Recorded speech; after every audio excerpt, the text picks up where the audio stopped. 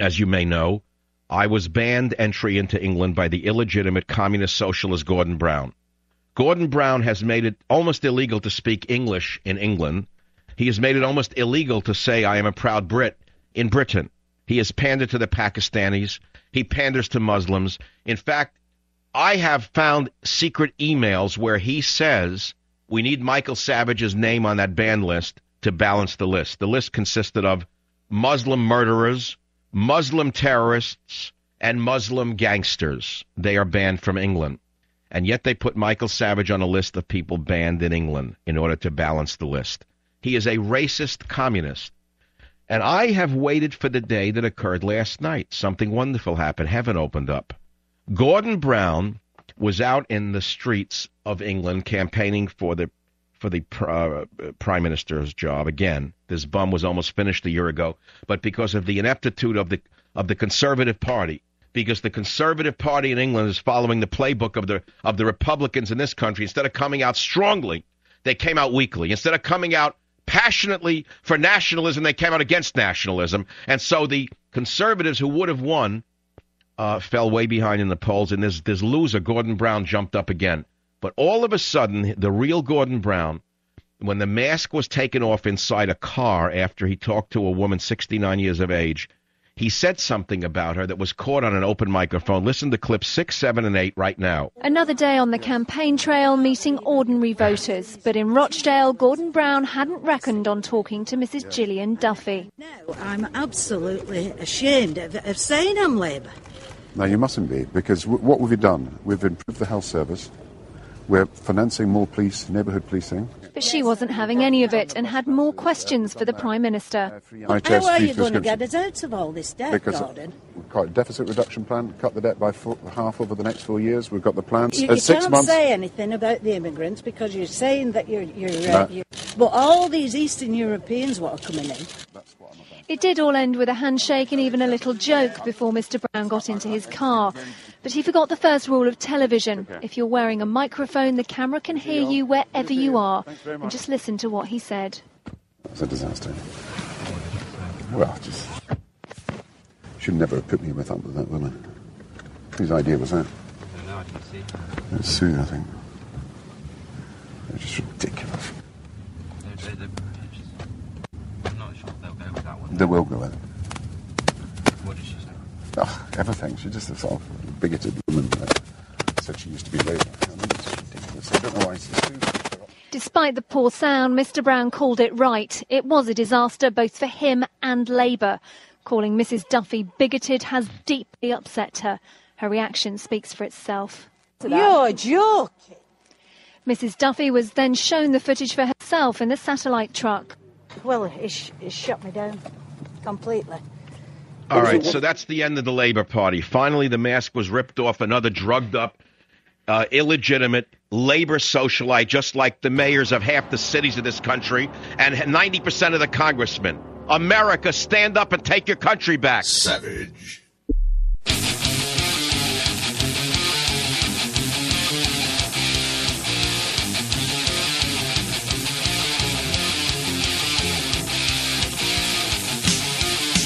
There is something going on. It's as though God's hand is at work here. Gordon Brown's ill-timed gaffe of a lifetime, they're calling it, the thing I played for you before the break. In an incident some are describing as the gaffe of a lifetime, British Prime Minister Gordon Brown was caught on an open mic this morning calling a voter a bigoted woman. The woman, a 65-year-old widow named Gillian Duffy, had heckled Brown about immigration and taxes during a live television interview, as you know. So he gets back in his limousine, and he starts mumbling to an aide that the conversation with her was a disaster, and that he never should have been advised to speak to that bigoted woman. He didn't know he was still wearing his lapel microphone when he said it. Now, he's since gone back and apologized to Mrs. Duffy and made a fool of himself. But this screw-up by Brown, the illegitimate Prime Minister of England, who put Michael Savage on a list of banned people with murderers and terrorists, has now electrified the British press, which is covering the tight three-way election campaign that is underway in England between Brown's struggling Communist Labour Party, David Cameron's leading Conservatives, and they call it the insurgent Liberal Democrat Party led by Nick Clegg. What does it have to do with America? I will tell you that Obama, showing his ineptitude in handling the Arizona immigration law, is his ill-timed gaffe of a lifetime. Because the illegal aliens are going to come out of their bottle. They have been throwing rocks at the police, but your verminous local media won't show them.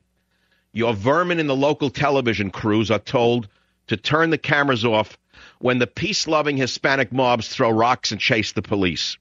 Your verminous, loser, worthless TV crews are trying to show the Tea Party members as what they are not and trying to make the illegal aliens into what they are not. But they're not winning. And come this weekend, mark my words, by not stepping in and stopping this before it got out of control, this will be Obama's ill-timed gaffe of a lifetime and not stemming this reaction that's coming this weekend.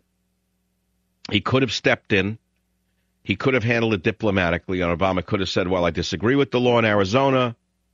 The people certainly have a right to defend themselves, and we understand it. And the federal government has not done its job. We're going to try and do a better job. That would have put an end to it. Instead, he flared up the illegal aliens. He has threatened the voters of Arizona. He has threatened the governor of Arizona. And every illegitimate, verminous lawyer in America is salivating now to sue the police, who will simply be doing their job. Every race-baiting hustler in America who has had slim pickings these last few months is now sharpening up their teeth and oiling up their rent-a-mob buses to go to Arizona. And I tell you, this is actually a good thing for America. It's good because Obama has no chance now of passing amnesty for illegal aliens. It's not going to happen. The middle-of-the-road politicians are just not going to go along with it. The so-called blue dog Democrats who caved in on health care are not going to go along with the amnesty for illegal aliens. It's over. So that's good news. This debate going on in America now about Arizona is a long overdue debate. Both sides need to be heard. The end of it will be good for America, not bad for America. That's my opinion. And by the way, every poll I saw when this came up last time, a year or two ago, when the illegals also demanded various things and they went out on marches, here in California, which is a liberal Democrat state, unfortunately, even here, 70% of the voters want a crackdown on illegal aliens, and that goes across racial lines and party lines. We understand that this state is out of control because the illegitimate politicians do not represent the interests of the people, and the people want some protection from the illegal mobs. That's the absolute reality. Democrats want protection from the mobs, certainly, but they won't say it. They're afraid to be called bigots by their more progressive cohorts. Let's take the callers on the Savage Nation in a moment, but before we do, I want to follow up on the Gordon Brown thing. Here is the bumbling idiot, Gordon Brown, going and apologizing to the woman who he secretly called a bigot in clip 5. If you like, I'm a penitent sinner. Sometimes you say things that you don't mean to say. Sometimes you say things by mistake. And sometimes when you say things, you want to correct it very quickly. So I wanted to come here and say to Gillian, I was sorry, to say that I'd made a mistake, but to also say I understood the concerns that she was bringing to me, and I had simply misunderstood some of the words that she used.